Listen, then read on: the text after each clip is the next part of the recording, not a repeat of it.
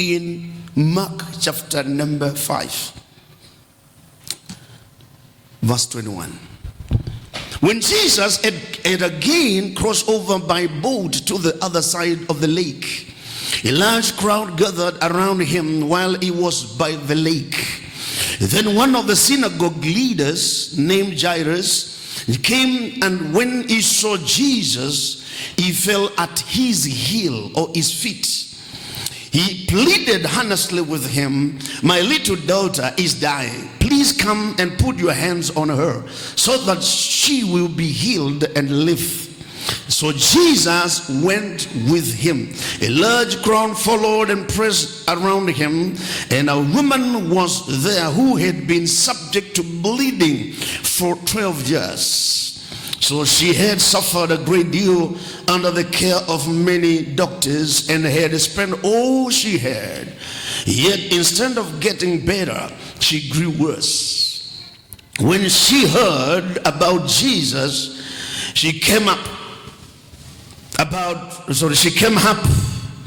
behind him in the crowd and touched his cloak, because she thought, "If I just touch his clothes, I will be healed." Immediately her bleeding stopped, and she felt in her body that she was freed from her suffering. And when Jesus realized that power had gone out from him, so he turned around in the crowd and asked, "Who touched my clothes?" "You see the people crowding against you," his disciples answered, "and yet you ask, who touched me?" But Jesus kept looking around to see who had done it. When the woman, knowing what had happened to her, came and fell at his feet, and trembling with the fear rather, told him the whole truth. He said to her, "Daughter, your faith has healed you." What healed her? You have your Bible now. Who healed the woman? Yeah, she says, "Daughter, your faith." So Jesus does not carry healing. He has already given it. It is somewhere with faith. "Go in peace and be freed from your suffering." While Jesus was still speaking, some people came from the house of Jairus, the synagogue leader. "Your daughter is dead," they said. "Why bother the teacher anymore?" Overwhelmed over hearing what they said, Jesus told him, "Don't be afraid, just believe." If you have a neighbor there, tell your neighbor, "Don't be afraid, just believe." The last verse should be, "He did not let anyone follow him except Peter, James, and John, the brother of James." When they came to the home of the synagogue leader, Jesus saw a commotion with the people crying and wailing loudly.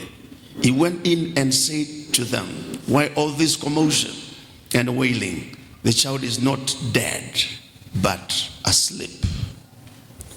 But they laughed at him because he put them all out. Oh my God. No wonder there are some people God has taken out of your life. See that?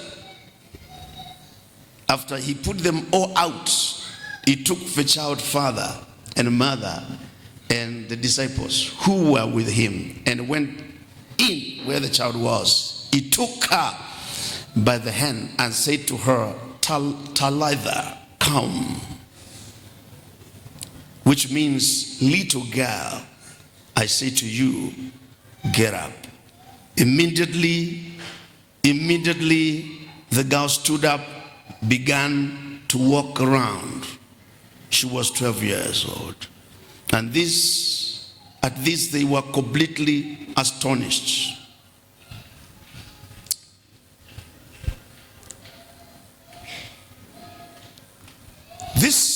The analogy of this story, because every story written in the Bible, the idea yake, it's to bring us to the knowledge of the power of God, to the saving grace of God, and to the healing power of God. Kwa hivyo hii story inasimamia, in the theological sense, it's involving three characters. Character ya kwanza, maandiko yanasema kwamba and Jesus came, not Jesus, Jairus the synagogue leader. So Biblia inasema kwamba huyo alikuwa ni mkuu wa sinagogi ambaye alikuwa anaitwa Jairus. So hakuwa mtu wa kawaida. So Biblia pull out the story, inaeleza kuhusu mtu anaitwa the synagogue leader. So sio mtu ambaye, he was not a lay leader. Alikuwa ni mtu ambaye in those communities you cannot become a synagogue leader if you have not done theology, the Torah. You are not faithful to the law of Moses and to the social laws. So this man was anointed or consecrated according to the law of Moses. So Biblia it pulls out the text in a letter. This man was a religious leader. Number two, the second character is a character. The Bible inasema kwamba there was a woman. There was a woman hule ambaye alikuwa anatokwa na damu kwa miaka 12. Na huyo msichana naye alikuwa na miaka 12. Now there is a contrast between now the synagogue leader's daughter alikuwa na 12 years. Na huyu mama naye alikuwa akona hiyo shida miaka 12. Now there is a contrast between the two. The third character is the character of the crowd. Tuko pamoja sasa? Now every character is giving us an analogy or inatupatia mafunzo in the Bible, because Jesus Yesu amemruhusu synagogue leader amekuja. Synagogue leader akutumana. Alikuja kwa Yesu na akamwambia my daughter. Now nataka uelewe kwamba the Pharisees did not believe in the ministry of Jesus. They did not believe in his ministry because akupitia mikononi mwao. So he did not learn from them. They did not consecrate him. They were not supposed to be, for Jesus was not made to be consecrated by them, because Jesus was the hand of the law. So he could not go back now to the law to be consecrated by the people who hold the law. This is why he represented grace. This is why he never identified himself with the law of Moses or with the Pharisees. Not because what they were saying was wrong. This is why aliambia watu kile mafarisayo na masaduka, kile mafarisayo wanawaambia mukafanye, lakini musifanye vile wanafanya, because they sit on the seat of Moses.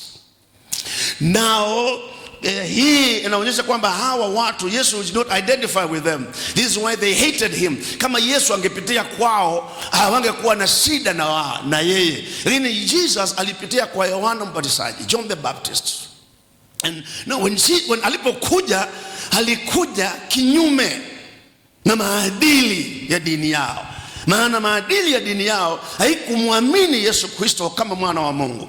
Haikumwamini Yesu Kristo. Ndio sababu Yesu Kristo alikawia ili afundishe ili imani ya Jairo yakaweze kuinuliwa katika level ya kufufua mtoto. Are you listening to me?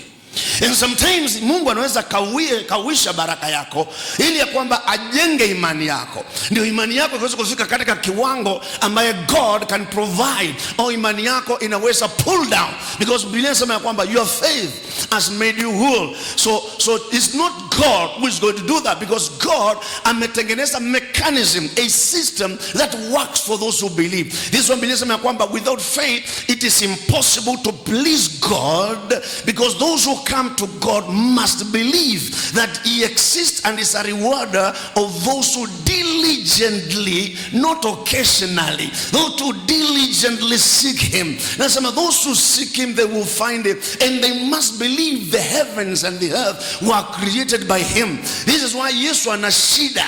Maana kwamba he will not be pleased when you don't have faith. When you don't have faith, you cannot please the Father, because the Father is only committed where there is faith, because God has entrusted the blessing in the system called faith. Come, there is no faith, there is no system called faith if you don't plug in to the system of faith. Biblia inasema kwamba God is not pleased, kwa sababu Mungu utamuita na hata kuitika. Maana anasema kwamba without faith it is impossible to please God. Why? Because what you are praying for is not with God, it is with the system called faith.